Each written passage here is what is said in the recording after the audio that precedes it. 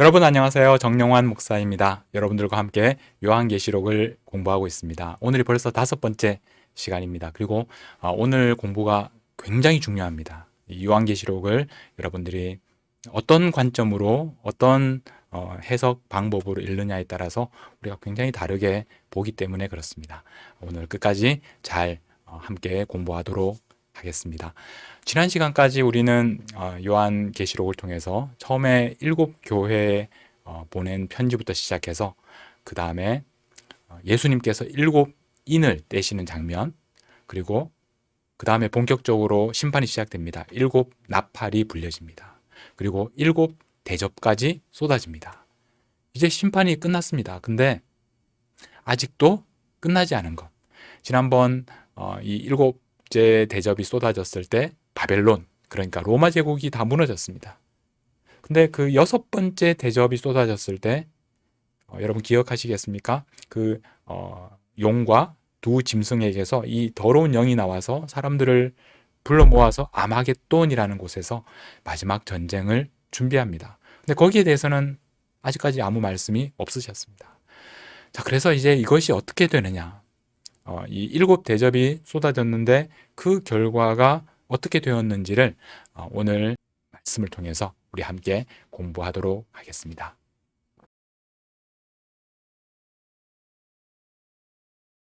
자, 오늘 말씀을 보면 이 음녀가 나오고 그 다음에 또 짐승이 나옵니다.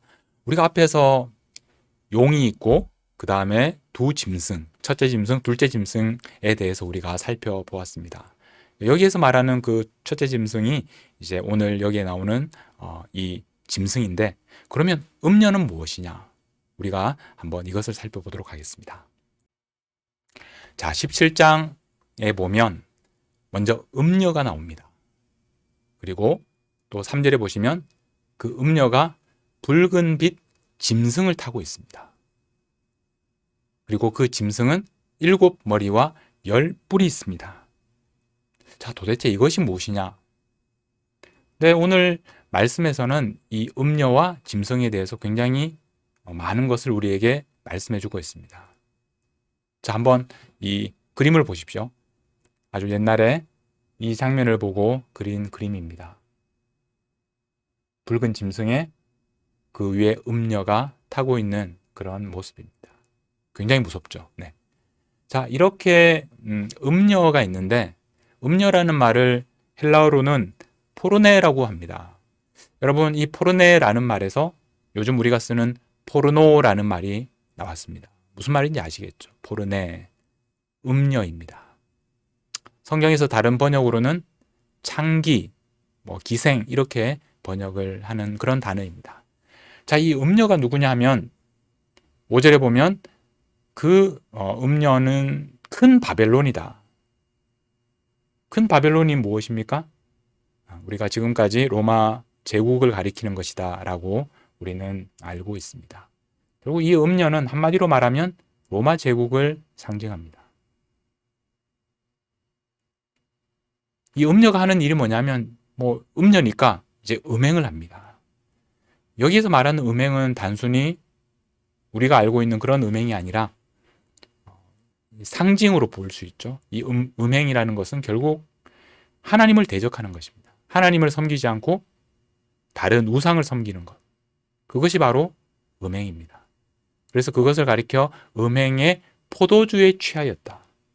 이 붉은 포도주를 여러분 연상해 보십시오.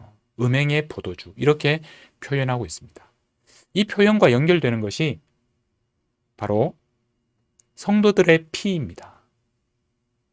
이 음녀에 대해서, 로마 제국에 대해서 어떻게 지금 묘사를 하느냐 하면 6절에 보시면 성도들의 피와 예수의 증인들의 피. 그러니까 이 성도들, 그 다음에 예수의 증인들. 다시 말하면 이 로마 제국이 황제 숭배를 강요하는 그런 상황 속에서 끝까지 믿음을 지키다가 피를 흘리는 거죠. 성도들이. 그 피에 취하였다. 아까 포도주가 나왔던 그 장면을 연상하시면 됩니다.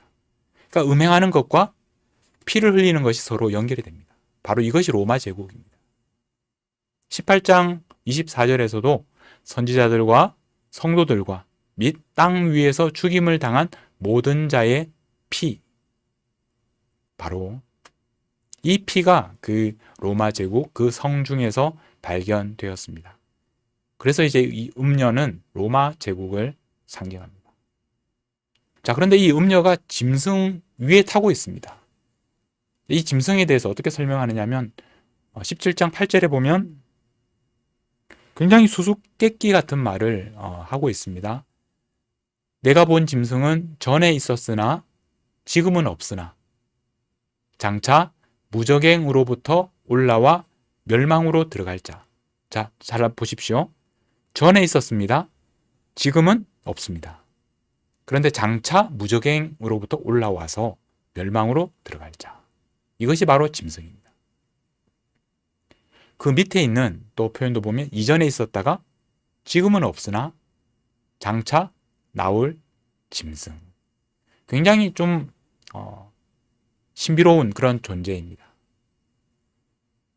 그리고 11절에 보면 이번엔 이렇게 설명합니다. 전에 있었다가 지금 없어진 짐승은 8째 왕이다. 이게 도대체 무슨 말일까요?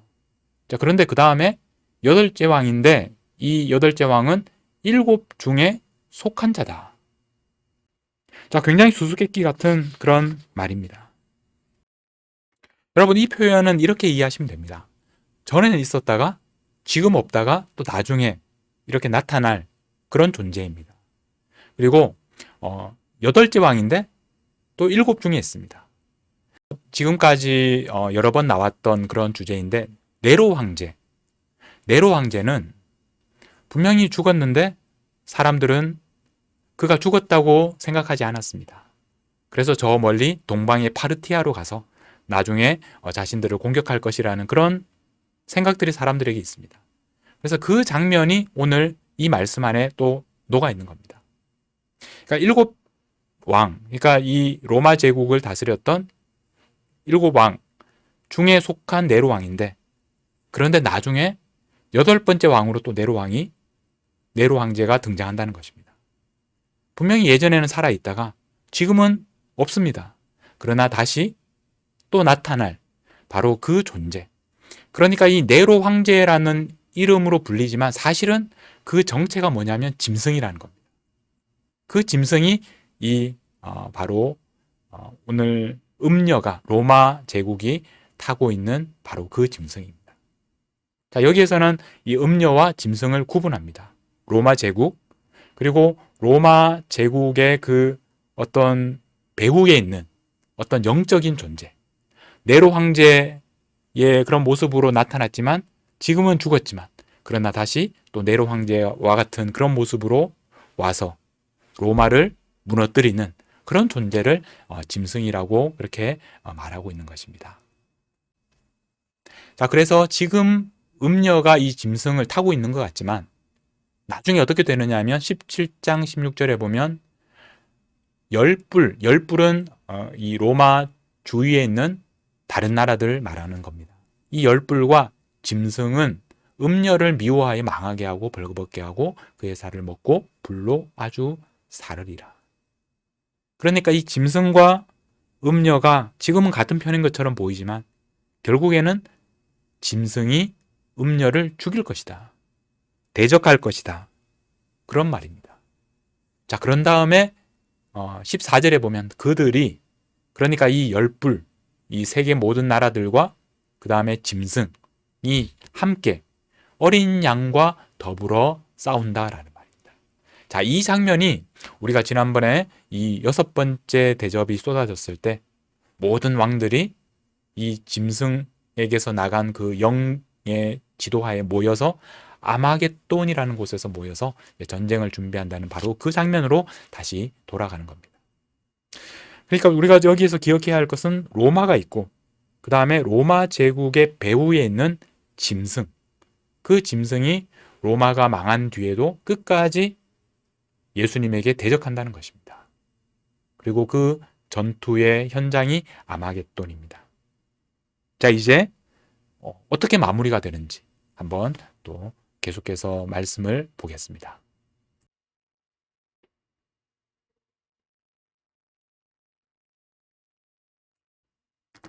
자, 여러분 이제는 굉장히 이 믿는 사람들에게는 정말 기다리고 기다리던 그런 장면입니다.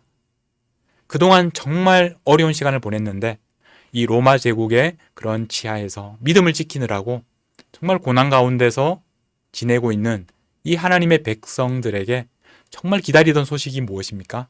바로 예수님께서 이 땅에 오셔서 세상을 심판하시는 그날입니다. 자, 그래서 이제부터는 예수님께서 그 오시는 그날 어떤 일이 어떻게 진행되는지를 한번 살펴보겠습니다.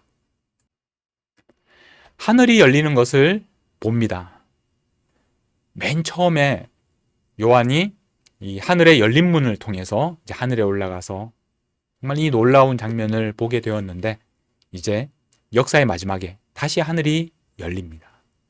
그리고 하늘에서 누가 내려오십니까? 바로 백마와 그것을 탄 자. 예수님께서 백마를 타고 오신다는 겁니다. 우리가 앞에서는 예수님께서 구름을 타고 오신다. 네, 그렇게 말씀을 했는데 또 여기에서는 다르게 표현합니다. 백마를 타고 오신다. 왜냐하면 전쟁을 하셔야 되니까. 그래서 이 예수님에 대해서 설명하는 그런 내용들이 있습니다. 하나님의 말씀이다. 그 다음에 그 입에서 예리한 검이 나온 말씀의 검이죠. 그 다음에 철장으로 다스린다. 온 세상을 통치하시는 거죠. 16절에 보면 만왕의 왕, 만주의 주, 바로 예수님입니다. 예수님께서 이제 하늘 열고 이 땅으로 내려오십니다. 그래서 이제 그 악한 세력들과 싸우십니다.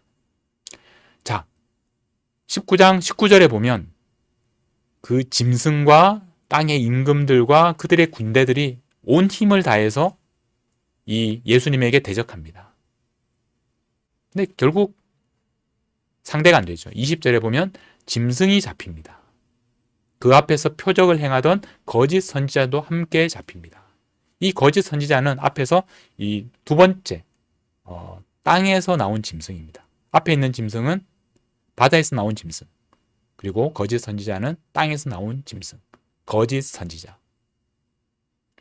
이 두 짐승이 산채로 유황불 붙는 못에 던져집니다. 자, 이제 누가 남았습니까? 이제 하나가 남았습니다. 가장 이 모든 일을 일으킨 배우라고 볼 수 있는 사탄, 용이 남아 있습니다. 자, 용은 어떻게 됩니까? 20장 1절에 보면 천사가 무저갱의 열쇠를 가지고 내려와서 용을 잡습니다. 그 용이 바로 옛 뱀, 마귀, 사탄 같은 말입니다. 자, 용을 잡았습니다. 자, 그런데 여기에서 좀 이해하기 힘든 그런 표현들이 있습니다. 1000년 동안 결박합니다. 우리 마음 같으면 바로 아까 이 두 짐승과 똑같이 유황불 못에 던져 넣으면 될 텐데 그렇게 하지 않고 1000년 동안 무저갱에다가 넣고 임봉합니다. 그래서 1000년 동안 무저갱 안에다가 가두는 것입니다. 그리고 3절 제일 마지막에 보면 그 후에는 또 반드시 잠깐 놓이게 됩니다. 자, 왜 이렇게 하셨을까? 그 다음 내용들을 보시면 우리가 이해할 수 있습니다. 이번에는 어떤 장면이냐면 보좌들을 봅니다. 거기에 앉은 자들이 있습니다. 그 사람들이 심판하는 권세를 받았습니다. 자, 누가 그 보좌에 앉을 수 있습니까? 그 보좌에 앉는 사람은 바로 예수를 증언함과 하나님의 말씀 때문에 목배임을 당한 자들의 영혼들, 또 짐승과 그의 우상에게 경배하지 아니하고 그들의 이마와 손에 그의 표를 받지 아니한 자들.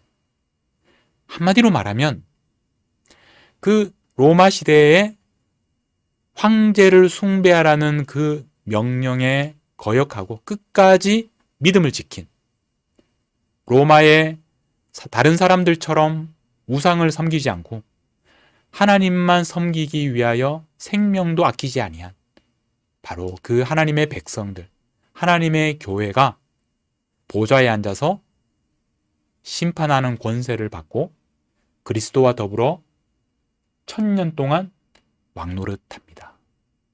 1000년 동안 사탄은 무저갱에 갇혀 있고, 그리고 그 1000년은 바로 이 교회가, 하나님의 백성들이 왕노릇하는 그런 시간이라는 말씀입니다. 이것을 바로 첫째 부활이라고 부릅니다. 자, 이것과 대조되는 것이 나중에 둘째 사망이라는 표현이 나옵니다. 그래서 이 끝까지 믿음을 지킨 하나님의 백성들은 첫째 부활에 참여하고, 그래서 1000년 동안 예수님과 함께 왕노릇합니다.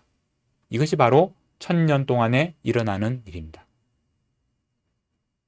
그러면 1000년이 지나면 어떻게 되느냐? 사탄이 무저갱에서 풀려납니다. 그래서 똑같이 사람들을 모아서 하나님에게 대적합니다. 결국 어떻게 됩니까? 하나님께서는 하늘로부터 불을 내려서 그들을 다 태워버리고, 그 다음에 10절에 보면 그 마귀 사탄을 불과 유황못에 던집니다. 거기에 누가 있습니까? 이미 거기에 던져졌던 짐승과 거짓 선지자도 있습니다. 그래서 용과 첫째 짐승과 둘째 짐승 모두 함께 그 유황불못에서 영원토록 괴로움을 받는 것. 이것이 바로 마지막 날에 일어날 일입니다. 자, 그 다음에는 이 용과 첫째 짐승과 둘째 짐승을 따르던 수많은 사람들이 있습니다. 자, 그 사람들도 이제 하나님 앞에 다시 살아납니다. 근데 이것은 부활이라고 말하지 않습니다. 왜냐하면 그 앞에 책들이 펴져 있습니다. 하나님께서는 그들의 모든 것을 알고 계십니다. 그리고 생명책이 있습니다. 자기 행위를 따라서 심판을 받습니다. 여기에서 행위라는 것은 결국 이 사탄과 짐승들을 따르는 사람들이었느냐, 아니면 끝까지 예수님을 믿는 사람이냐, 이런 기준입니다. 그래서 결국 그들이 심판을 받는데 불못에 던져집니다. 이것이 바로 둘째 사망입니다. 예수님께서 이 땅에 오시면 이런 일이 일어난다는 것입니다. 사탄과 짐승들이 패배합니다. 그리고 심판을 받습니다. 그리고 1000년 동안 하나님의 백성들, 끝까지 믿음을 지킨 자들은 왕노릇하는 그런 1000년 동안의 시간이 진행됩니다. 그리고 결국 마지막에 하나님의 심판이 믿지 않는 사람들에게 임하게 되고, 그래서 그 사람들은 유황불 못에 던져지게 됩니다. 이것이 마지막 심판입니다. 그런데 여러분, 우리는 이 시점에서 지금 방금 우리가 보았던 예수님께서 오셨을 때 일어나는 그 놀라운 일들에 대해서 그것을 해석하는 굉장히 다양한 그런 관점들, 다양한 해석들을 우리가 접하게 됩니다. 그리고 굉장히 혼란스럽습니다. 정말 마지막 날에 어떤 일이 일어날 것인가? 우리가 이렇게 혼란을 겪는 가장 큰 이유는 요한계시록이 하나님의 예언의 말씀이라는 것을 우리가 오해하기 때문에 그렇습니다. 무슨 말이냐면, 이 예언이라는 것은 미래의 일을 보여주는 그런 말이 아니라 하나님께서 우리에게 주시는 말씀을 대신 전하는, 그것이 예언이다라고 제가 지난번에 말씀을 드렸습니다. 요한계시록은 우리가 앞으로 미래에 일어날 일을, 언제 어떤 일이 일어나고 또 언제 어떤 일이 일어날 것인지를 보여주는, 미래에 일어날 일을 미리 보여주는 그런 책이 아닙니다. 예수님께서 오늘 우리들에게 어떻게 이 시대를 살아야 하는지를 보여주는 그런 예언의 책이라는 말입니다. 그래서 우리가 이런 것을 잘못 이해하게 되면 이 요한계시록에 나오는 수많은 상징들을 문자적으로 이해하고, 그래서 성경을 잘못 오해하게 되는 굉장히 큰 오류에 빠지게 됩니다. 예를 들어서 예수님께서 백마를 타고 오신다 라고 말할 때 그것이 무슨 의미겠습니까? 예수님께서 이미 구름을 타고 오신다라고 말씀을 하셨는데, 그러면 구름을 타고 오시는 예수님, 그 다음에 백마를 타고 오시는 예수님, 서로 모순이 되지 않습니까? 그렇게 생각할 수 있습니다. 그러나 백마를 타고 오신다는 것은 이 땅에 우리를 위해서 싸우시는, 그리고 승리하시는 주님으로, 메시아로 오신다는 그런 의미이고, 구름을 타고 오신다는 것은 하늘에서 오신다라는 의미도 있겠지만, 또 이 다니엘서에 나오는 인자, 바로 메시아로 이 땅에 임하신다는 그런 의미가 있습니다. 그러므로 구름을 타고 오신다라는 말과 백마를 타고 오신다는 말이 모순이 되지 않습니다. 우리가 이것을 문자적으로 받아들이면, 그러면 과연 구름을 타고 오실까? 백마를 타고 오실까? 이런 고민들을, 아주 쓸데없는 고민들을 하게 된다는 거죠. 상징으로 우리가 받아들여야 합니다. 예수님께서 어린 양이시다라고 말할 때 그 말은 어떤 뜻입니까? 바로 예수님께서 우리를 위하여 대신 십자가에서 죽으신, 바로 희생제물로 돌아가신 분이다. 그것을 우리에게 말씀하는 것입니다.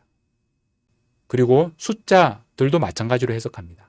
14만 4천 명을 우리는 문자적으로 14만 4천 명, 꼭 그 한정된 숫자를 가리키는 것이 아니라 이 땅에 구원받은 12지파와 12사도, 이 땅의 모든 하나님의 백성을 가리키는 것이다 라고 지난번에 이미 말씀을 드렸습니다. 이제 그렇게 볼 때 시간에 대한 중요한 그런 개념들, 특별히 3년 반이라는 개념. 3년 반을 어떤 사람들은 이 땅에서 실제로 3년 반 동안 고난당하는 그런 이 문자적인 해석을 하는 사람들이 있는데, 그렇지 않습니다. 3년 반은 하나님께서 교회에 주신 고난의 시간이면서 하나님께서 또 돌보시는 양육의 시간, 복음 증거의 시간, 이 땅에 교회들에게 주어지는 그 고난의 시간을 가리키는 말입니다. 자, 그 시간 중에서 오늘 특별히 천년에 대해서 여러분들에게 한번 설명을 드리도록 하겠습니다. 이 천년을 어떻게 이해하는지 굉장히 다양한 의견들이 있습니다. 우리가 그 천년을 어떻게 이해해야 될지 한번 여러분들과 공부를 하도록 하겠습니다.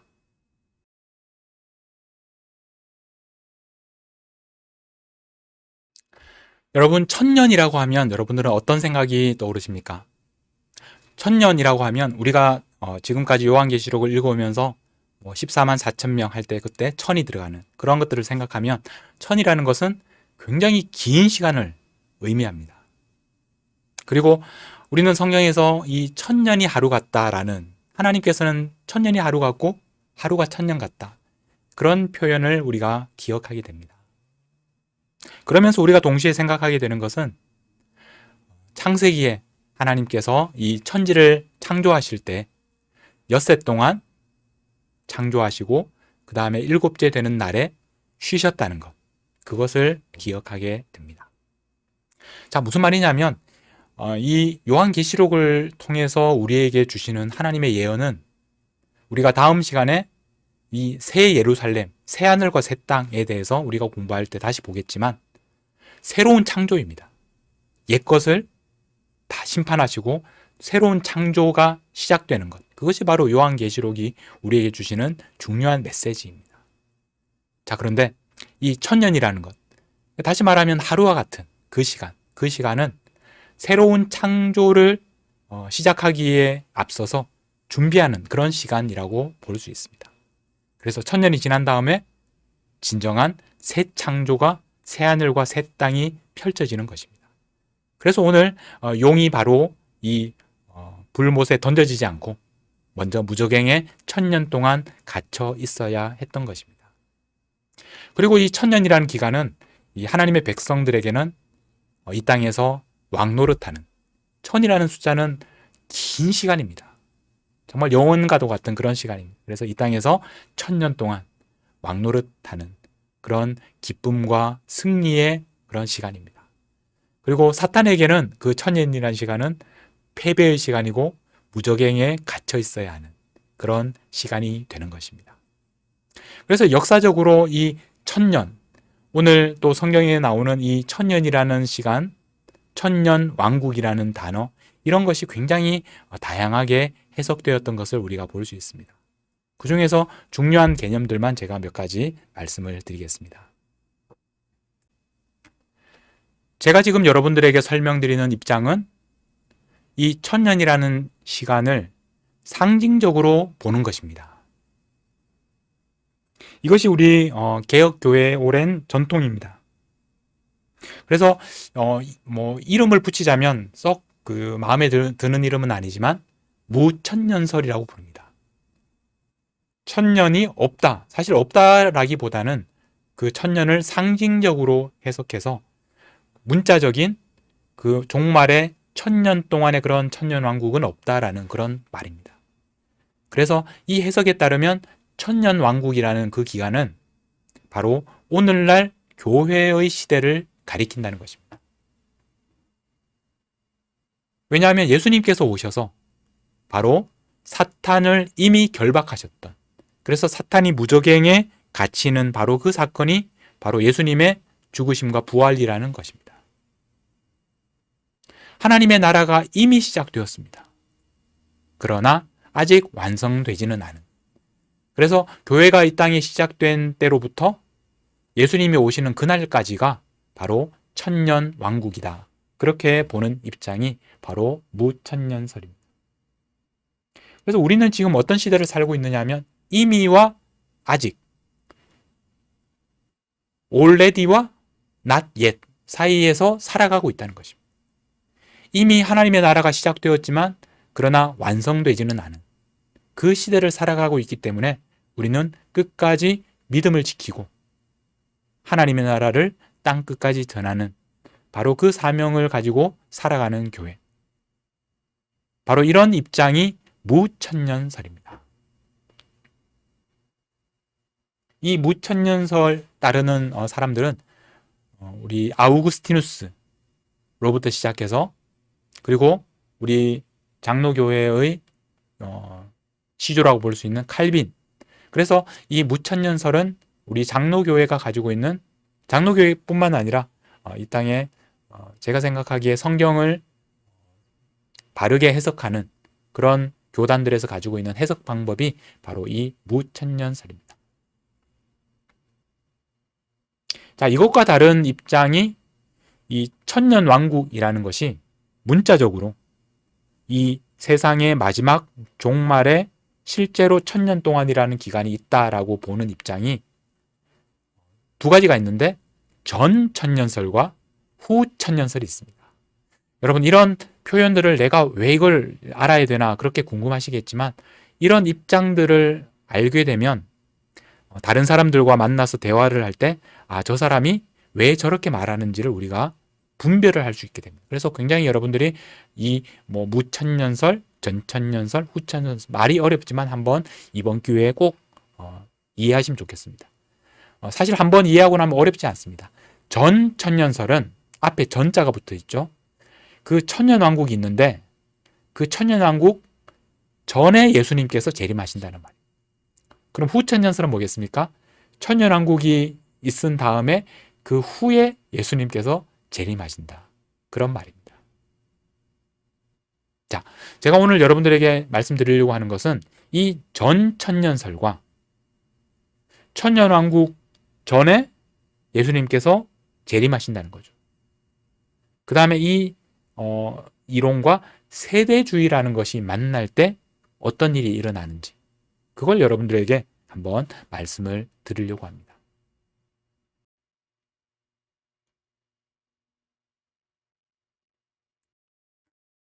요한계시록을 해석할 때 이 세대주의의 입장을 여러분들이 아는 것이 굉장히 중요합니다. 왜냐하면 여러분 이렇게 인터넷을 통해서 요한계시록을 접해보면 이 세대주의, 특별히 전천년설과 합쳐진 세대주의, 이 견해가 이 인터넷 세계에서는 압도적으로 많이 있기 때문에 그렇습니다. 그리고 굉장히 대중적입니다. 그러나 여러분, 대중적이라는 것이 성경적이라는 것은 아닙니다. 그래서 여러분들이 이 세대주의를 알고 또 그 내용들을 여러분들이 분별할 수 있다면 요한계시록을 성경적으로 이해하는 데 굉장히 중요한 도움이 됩니다. 그래서 조금 어렵지만 생소하지만 한번 이 세대주의라는 것이 도대체 어떤 것인지 한번 저와 함께 잠깐 살펴보겠습니다. 세대주의라는 말은 영어로 dispensationalism, 굉장히 길죠. dispensationalism 이렇게 읽습니다. 굉장히 그 전부터 역사적인 뿌리가 있겠지만 가장 대표적인 세대주의를 시작한 사람이라고 보는 인물이 바로 영국의 넬슨 다비라는 그런 분입니다. 그리고 이 분에 이어서 미국의 스코필드라는 이 목사님이 굉장히 중요한 역할을 했습니다. 그래서 스코필드 주석 성경이라고 이 영어권에서 굉장히 영향을 미친 그런 주석 성경이 있는데 이분이 쓰셨습니다. 그래서 이 세대주의적 입장에서 성경을 해석하는 것이죠. 이 세대주의라는 말은 한마디로 말하면 세계의 역사, 그러니까 성경에 나오는 아담부터 시작해서 이 천년왕국까지 이 역사를 7개의 세대, 우리말로 세대라고 번역을 했는데 영어로 dispensation이라고 합니다. 그래서 7개의 dispensation으로 구분하는 그런 성경 해석 방법이 바로 세대주의, dispensationalism이라는 말입니다. 자, 어떻게 7개로 이제 구분을 하느냐 하면 무죄, 그 다음에 양심, 그 다음에 인간 통치, 이게 굉장히 옛날 이야기입니다. 그 다음에 약속, 그 다음에 율법. 자, 이 율법이 바로 우리가 아는 그 구약 성경에 보면 모세로부터 시작된 그 시대입니다. 그러면 6번째 은혜 시대는 뭐겠습니까? 예수님이 오셔서 시작된 그 은혜의 시대를 가리킵니다. 그리고 마지막에 7번째 이 천년왕국 시대가 들어가 있습니다. 세대주의는 이렇게 세계 역사를 7개의 세대로 구분하고 이런 방법으로 역사를 이해하려고 하기 때문에 요한계시록을 읽을 때도 이것과 비슷한 관점으로 읽으려고 합니다. 그래서 예를 들어서 요한계시록 2장 3장에 나오는 7교회, 그 7교회를 인류 역사의 그 교회의 역사로 이해하려고 합니다. 그래서 아주 옛날의 교회로부터 시작해서 오늘 현대 그리고 마지막 종말의 교회에 이르기까지 그 7개의 교회가 차례대로 그 시대를 대표한다. 그렇게 주장합니다. 근데 제가 보기에는 그런 주장은 굉장히 자의적인 주장이고 성경적인 근거는 없습니다. 이 역사를 나름대로 성경을 가지고 이렇게 풀어보려는 그런 욕심 때문에 그런 식으로 이 성경을 보게 되는 것입니다. 이 세대주의의 가장 큰 특징 중에 하나는 바로 이스라엘에 대한 관점입니다. 보통 우리는 구약의 이스라엘이 하나님의 선택을 받았지만 그러나 결국 그들이 하나님께 순종하지 않고 메시아를 받아들이지 않았기 때문에 오늘 신약의 교회가 그 자리를 대체하는 것으로 봅니다. 그래서 이 신약의 교회야말로 참 이스라엘이 되는 거죠. 근데 세대주의에서는 구약의 하나님의 백성들이 여전히 하나님께서 선택하신 백성이고 그들이 마지막 날에 하나님께 다시 돌아올 것이다. 그렇게 믿습니다. 그렇게 생각하기 때문에 오늘 현실 국제 정치에서도 이스라엘의 그 건국이라든지 또 시오니즘 이런 것들을 또 적극적으로 지지하게 됩니다. 그래서 미국의 많은 또 그리스도인들 또 복음주의자 중에서 이렇게 세대주의적인 또 경향을 가지고 있는 사람들이 많이 있다. 이렇게 여러분들이 이해하시면 되겠습니다. 자, 이렇게 이 세대주의에서 7개의 세대로 구분하면서 마지막에 이 천년왕국 시대, 그러니까 역사의 이 마지막 시간에 문자적인 그런 천년의 왕국이 있다고 이렇게 보고 있습니다. 그래서 이런 생각이 전천년설과 결합이 됩니다. 이렇게 세대주의와 이 전천년설이 합쳐져서 또 우리에게 굉장히 유명한 그런 말을 또 만들어냈는데 그게 뭐냐면 휴거라는 말입니다. 여러분들은 휴거라는 말 들어보셨습니까? 그리고 이 휴거라는 말을 들을 때 어떤 생각을 하시고 또 어떻게 받아들이고 계십니까? 이 휴거라는 말의 탄생은 바로 앞에 말씀드린 이 전천년설과 세대주의가 만났을 때 일어나는 일이라고 볼 수가 있습니다. 이 말이 랩처라는 영어 표현인데요. 이 말이 알려지게 된 결정적인 계기는 이 어니스트 앵글리라는 분이 쓴 랩처라는 소설입니다. 그러니까 성경의 이 마지막 때에 일어난 일들에 대한 설명을 소재로 배경으로 해서 하나의 이야기로 만든 책이 바로 이런 랩처드라는 책입니다. 자, 이건 여러분이 아시겠습니까? 우리 한국에서 1992년이죠. 시한부 종말론. 그래서 굉장히 떠들썩했던 그 장본인이 바로 이장림 목사라고 하지만 사실 굉장히 많은 사람들에게 혼란을 준 그런 분입니다. 이 사람이 번역한 이 어니스트 앵글리의 랩처드라는 책을 번역하면서 휴거라는 말을 처음 썼습니다. 그 전에 있었던 말이 아니라 이 랩처라는 말을 번역할 다른 말이 없었기 때문에 휴거라고 들림을 받는다는 거죠. 예, 그렇게 번역을 했습니다. 이 용어는 이 특별히 미국에서 영어권에서 굉장히 유명하게 되었는데 그 계기 중에 하나가 1970년에 나온 이 헬 린지의 소설입니다. 그리고 이것이 번역된 것이 또 대유성 지구의 종말. 이것도 한국에서 상당히 유행을 했었습니다. 마지막으로 이 Left Behind라는 이 시리즈 소설. 이것이 바로 1995년부터 발간되기 시작했는데 이런 요한계시록 해석을 배경으로 해서 기록된 그런 소설입니다.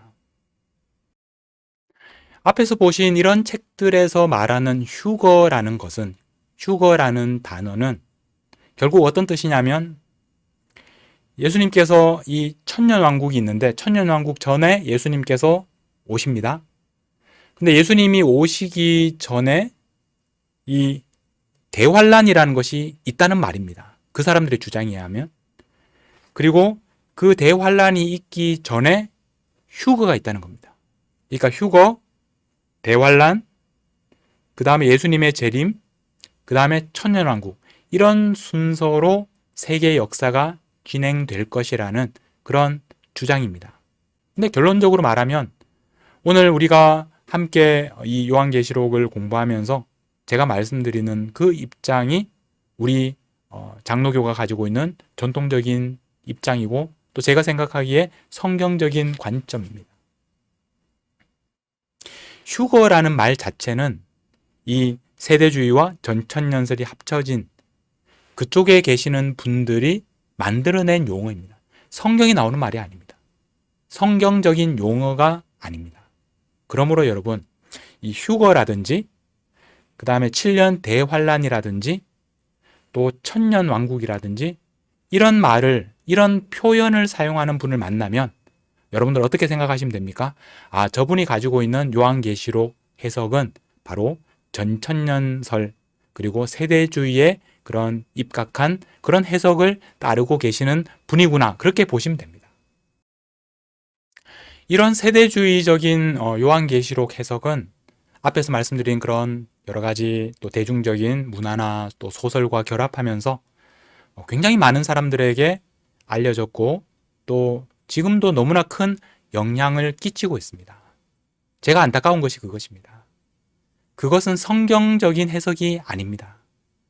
그러므로 여러분, 그런 이야기를 들을 때 바로 이것이 세대주의, 전천년설, 바로 그런 입장이구나 하는 것을 여러분들이 이해하시고 우리가 가져야 할 바른 해석, 그러니까 이 요한계시록을 하나님께서 주시는 예언으로 우리가 이해하면서 그 안에 있는 내용들을 상징적으로 보는 것입니다. 제가 예전에 있던 달라스에 달라스 신학교라고 아주 유명한 신학교가 있습니다. 굉장히 성경을 열심히 공부하고 가르치는 그런 학교인데, 근데 그 학교가 바로 세대주의의 어떤 정신에 따라서 세워진 신학교입니다. 대표적인 세대주의 신학교가 바로 이 달라스 신학교인데, 미국 장로교회에서는 이 세대주의 신학을 가르치는 달라스 신학교 그 졸업생들을 교단의 목사로 받지를 않습니다. 그만큼 이 세대주의 신학을 경계하고 또 성경적이지 않다고 그렇게 보고 있습니다.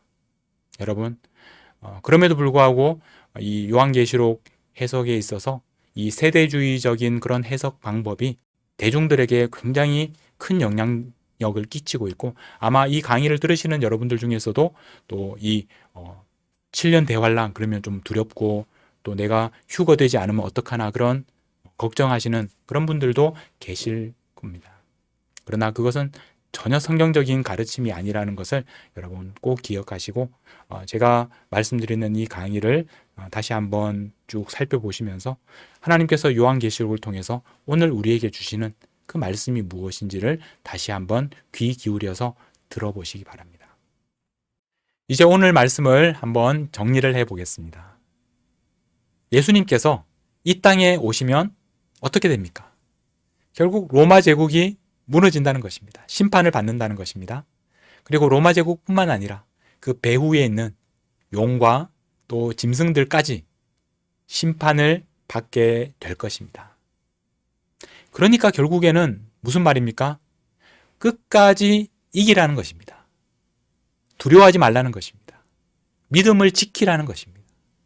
이 황제 숭배를 강요받는 이 로마 제국 치하에서 고난받는 하나님의 백성들을 향하여 주시는 말씀은 끝까지 견디며 오직 하나님만 섬기라는 것입니다.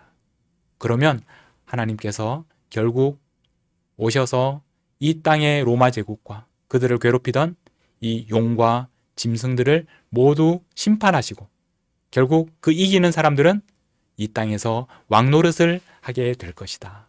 이런 약속의 말씀이 바로 오늘 우리들에게 주시는 말씀입니다. 우리도 똑같은 시대에 살고 있습니다. 로마 제국 치하에서 믿음을 지키기 위해서 이렇게 생명을 걸어야 했던 그 당시 하나님의 백성들과 마찬가지로 이 말씀은 오늘 우리들에게 주시는 말씀이기도 합니다. 우리도 이 땅에서 살아가면서 하나님만 섬기기에는 너무나 쉽지 않은 그런 시대를 살아가고 있습니다. 하나님만 섬기려고 하면 수많은 고난과 박해를 받아야 하는 그런 시대를 살아가고 있습니다. 우리가 이 시대 정말 하나님만 섬기고 예수님을 우리의 왕으로 고백하며 그분만을 따르는 그런 믿음을 지키도록 오늘 이 요한계시록을 통해서 하나님께서는 우리들에게도 말씀하고 계시는 것입니다. 이제 우리는 요한계시록 한 주만 남겨놓고 있습니다. 다음 주에는 추수감사절 기간이라 한 주 쉬고요. 2주 후에 마지막 이 새 예루살렘, 새 하늘과 새 땅에 대해서 공부하도록 하겠습니다.